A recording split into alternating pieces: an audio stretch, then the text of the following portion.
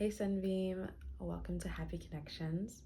My name is Kayla, and here we talk about all things life, journaling, and joy. And so today I'm here to talk to y'all a little bit about why I don't really have regrets about my life thus far, or at least for the past 4 years as a post-grad college student. So might as well just jump into it.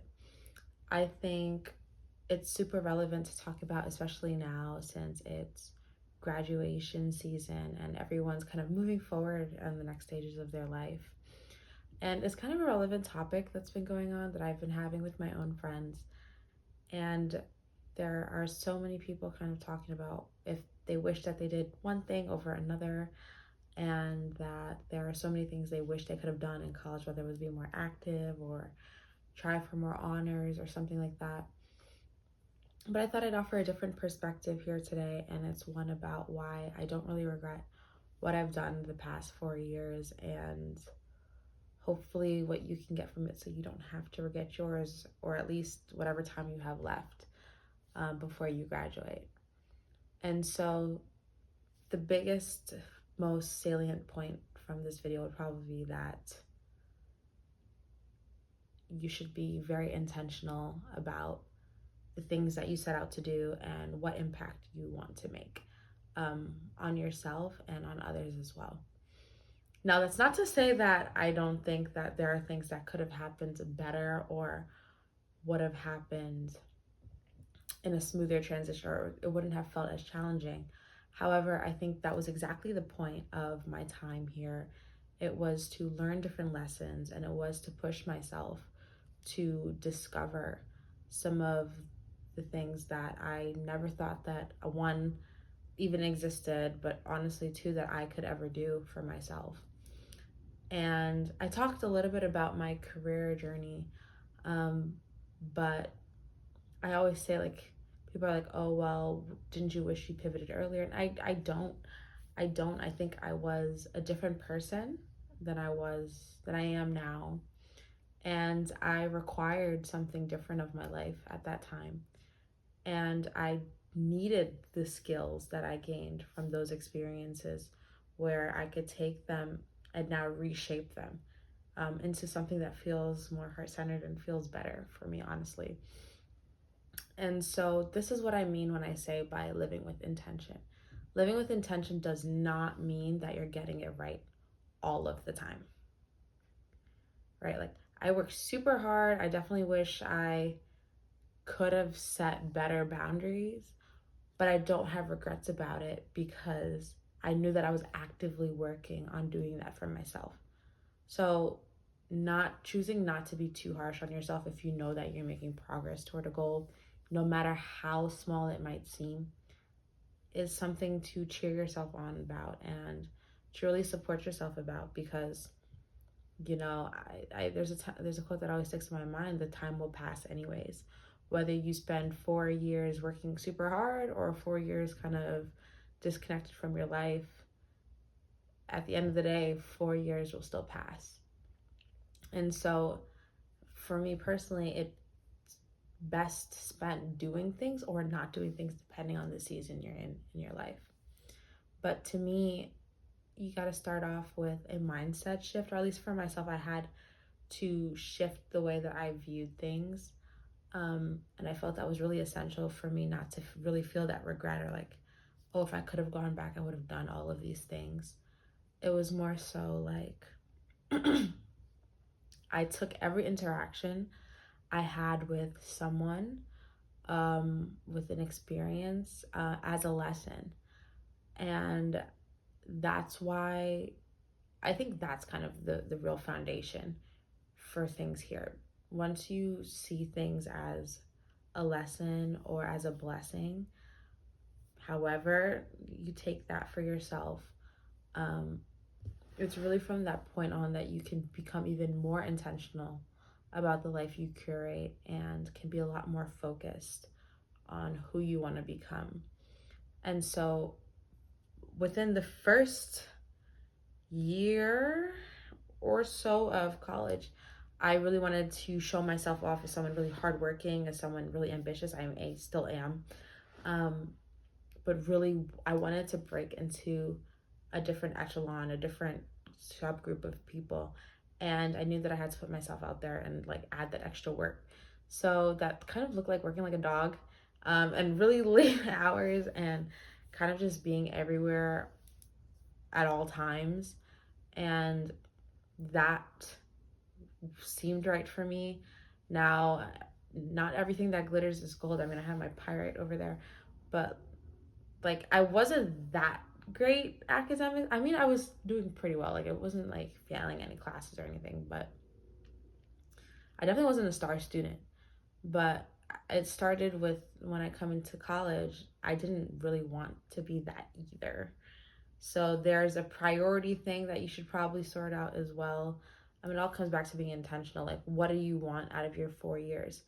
To me, college was a time to really shift boundaries, to really think about my space within, I don't even call it social hierarchy, but it's kind of what that is here in the US. And to explore as much as possible and not really stick to a defined route, but really choose a path that made a lot of sense to me. And I love to break boundaries. So choosing something that no one in my family has done before, or people in my city haven't really experienced that much, that was meaningful to me. And I also had the energy and the drive to do it. And so that was really where I spent that first year, being a sponge, taking it all in, wanting to learn as much as possible, and putting myself out there so that I could attract people to me who were interested. Now, that same mindset was pushed into the second year of college, where I still was working. I got into a few fellowships, and it was the first year was more idealism. The second year was get on the ground. We're in the mud. We are going through it full steam ahead. And it was hard. It was super, super, super hard. It was very busy. I was very stressed out. I had a lot of career wins. Definitely took some personal L's. But at the end of the day, I think that it really showed me that I could work really hard.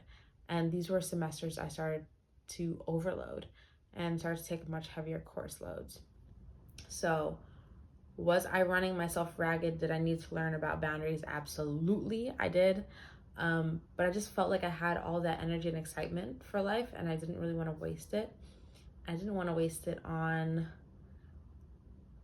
something, I don't want to say it, superficial, like grades. The grades, they were superficial to me because, in my opinion, I see people who had really high GPAs but weren't really doing anything with it to me. And I personally believe that there are moments where you should kind of take that and, well, for at least myself, education should be best used when things are being done, when things are happening. And I feel like my underlying motto for my time was make it happen. And so making it happen didn't really mean to me test scores and, honors in that sense. It meant like, how can I best create an impact on my community? And that was the most meaningful part for me. And so that culminated in a variety of ways. And I took the energy into my first corporate experience and learned a lot from there. And I further refined what it meant to be myself and a leader. And then this is where more of the switch came in. I had hit and entered a spot where I was more comfortable and well off than I had ever been before. I am not ashamed of my background and where I came from. But I'm a low income first gen student, and there was just a lot that I didn't have access to. But by my sophomore year, I had gotten a corporate internship in finance, and I had gotten a scholarship from that, and I had won a Gilman, and I had won scholarships and all these things. And then I was going abroad, and I had the ability to flex. I wouldn't feel like I was struggling when I was out there. And so I started to really enjoy my life. And that hunger and kind of desperation that was sitting underneath me, which is why I was so intentional about kind of how I was using my time and trying to make sure I got in the door and showed up, changed into something a little bit different. Now I was a bit more focused on refining myself and kind of getting clear on, okay, I've developed these skills, how can I best craft them, right? And so that looked like challenging myself mentally, asking intellectually challenging questions, taking courses way above my skill level, in order to begin to like really get a hold on theoretics and create some kind of structure that I could further along use. And so after I had my playtime, I came back and I was once again shot right back to reality, and things started to feel really heavy because I was now really ingrained in the community. I was no longer showing up for myself, and kind of like navigating others. I was now influencing other people. And it was busy. It was a lot of new things. I had come off a semester in a different continent, and now I was back. Nevertheless, I had to take some time to really look at myself, and I was like, it was no longer that, like I said, that desperation, that hunger. Oh, I got so scared. I thought this wasn't recording. That desperation, that hunger, that like kind of like survival, and honestly scarcity, like like that very lack mindset that there just wasn't enough, that I had to do everything that I needed to in order to get the bare minimum. I started to feel some pushback to that. A lot of things started coming up in my body. I can even feel it right now in my chest. The idea that not being good enough, not having enough showed up. And from there, that was put to the test when I asked for help. And I kind of got it, and I was really embarrassed, but I had to do it anyway. And then I hit at the end of that third year when I'd come back. Like I said, that was my time to show myself more vulnerably. I was definitely talking a bit more about myself. I was posting a bit more on Happy Connections, and I was showing up and now trying to share the story that I had kept down for so long. Wow, I am really, I'm feeling this. And it was from there that I was put up to the biggest challenge that I have faced thus far, that took so much out of me, really made me face myself. And I am forever grateful for it, because I look back now and I realize that every semester I looked at as a season of my life. And sometimes some seasons are longer and they span into others. And it was from those moments that I realized I chose to push myself, or I chose to question, not just push as like, oh, I'll work harder, but like push myself to say, is this really where I need to be, what I need to be doing? Do I need to be around these people? Does this feel right to me? And I had further leaned into spirituality and to prayer. I think that was also the time where I had done a lot of more consistent morning journaling and whatnot. And so I felt like that summer, I don't want to say it broke me, because I feel like that'd be giving other people too much credit, but it broke my perception of what I had built for myself. There we go. It broke my perception of what I thought I wanted, of what I thought I should want, because I was told that is what is necessary. And I did want it for myself to some extent, but I couldn't really understand it. And it no longer aligned with the person that I was and that I now am. That morally, in my conscious, in my heart, that is not who I wanted to be. It was not a representative of myself. And I was feeling those two things, at war, where my internal world was telling me something and my external world was kind of asking me for more. And so that was very intentional on my part to make that big decision and reconstruct the way I understood my reality once again. This was now, like I said, we're now past that scarcity.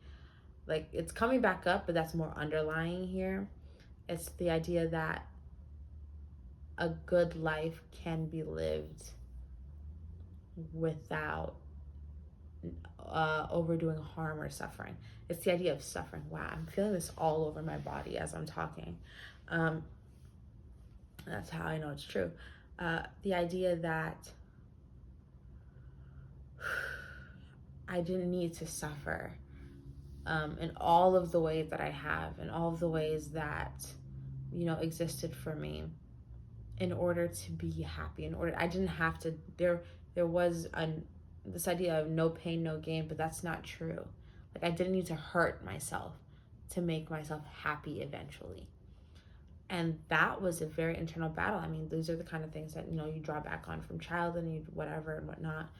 But I was able to identify that. Now, identifying and going through it is two very different things.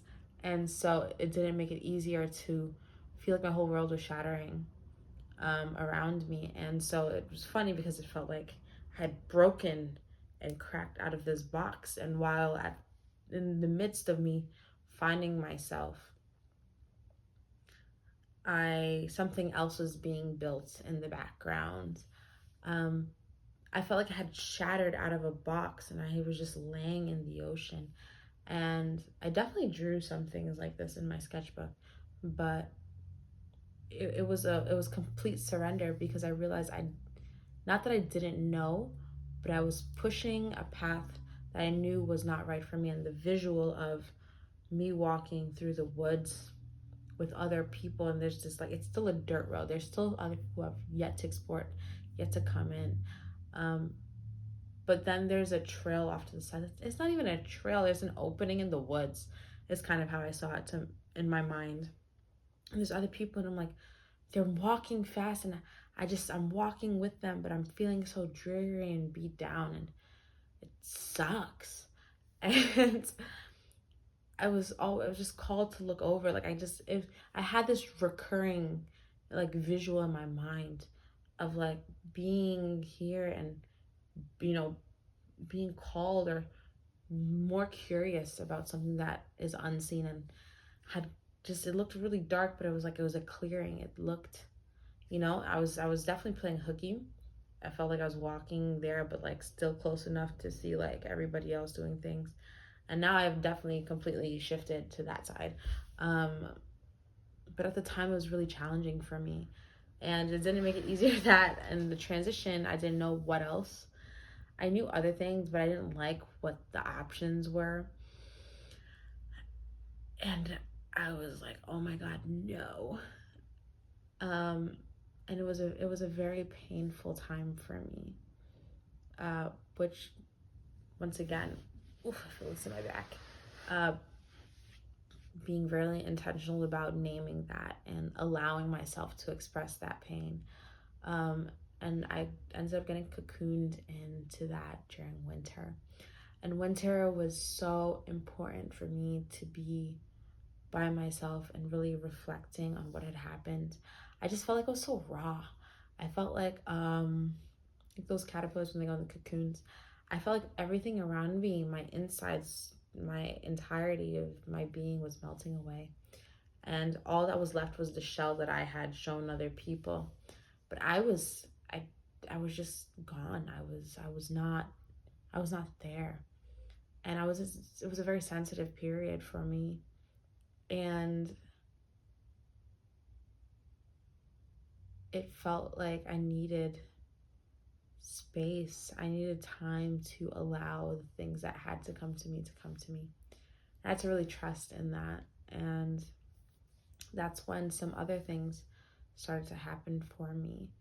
I like that. I just meant for me. So that's important. Recognize that things are always happening for you, and not really to you. And so once I had come back, I was still super frazzled and not really clear. It was just like I said, I still felt like that ocean, but I had a fog over me. And little by little, things started to clear up because I just was doing my best to enjoy it, even though I was still working hard. Because now there was a path in front of me, and I was gaining confidence in walking down that path. Not the same path as the woods, that's something more, internal. But there was another direction that I had never considered before. And I felt like a baby all over again. But not in the same sense of that, I'm gonna come and just that bringing that starvation, that desperation. No, it was very much, I am going to explore and respect myself and respect more of my boundaries and expect more of my time and respect more of who I've become and honor the experience and what it had done for me, and not just force myself to demote myself, because I had climbed to a certain point and I gained a lot of skills. So there's no longer pretending like I'm actually back here. Yes, I might be back there at another mountain, but I am better equipped and I had a lot more going on for me. If even if not externally, at least in my heart and internally and mentally, I knew that I can handle myself at a different caliber. And so it didn't require that same struggling, white knuckled lifestyle that I had before. I could go into it with more grace, with more elegance, with more patience, and still be cautious, but still be open to things moving as necessary. And so that has since transformed into learning how I am a person of impact. That has been recognized, that has been seen, I want to say finally, by other people. And so what does that look like in this new direction? And a new direction that feels good for me, and a new direction that doesn't feel tempered by other people's ideals of what I should be. Dare I say this on the internet, but I no longer subscribe to the idea that just because I do something, I have to finish it off in the way that everybody does. Equivalent is like, yeah, just because I go to med school doesn't mean I have to be a doctor. I mean, that's a kind of crazy statement to say, but that's what it feels like. Just because I did all of that doesn't mean I have to hit the end goal. And I don't want to suffer for it either. So that is really where I'm at right now. And I'm unlocking that, like really the abundance mindset, the idea that I am okay. I have since crossed that point where I'm not scrabbling on the ground, and I will never scrabble on the ground because now I know things are always going to work out for me. I couldn't say that for sure. That's why I felt like I had to overcompensate. But when I stepped back, I realized that I had been proven time and time again that things would happen for me, because I was shown in those other scenarios that it wasn't just me. I couldn't just rely on myself. Like, other people had to make that decision to accept me, to bring me into the fold.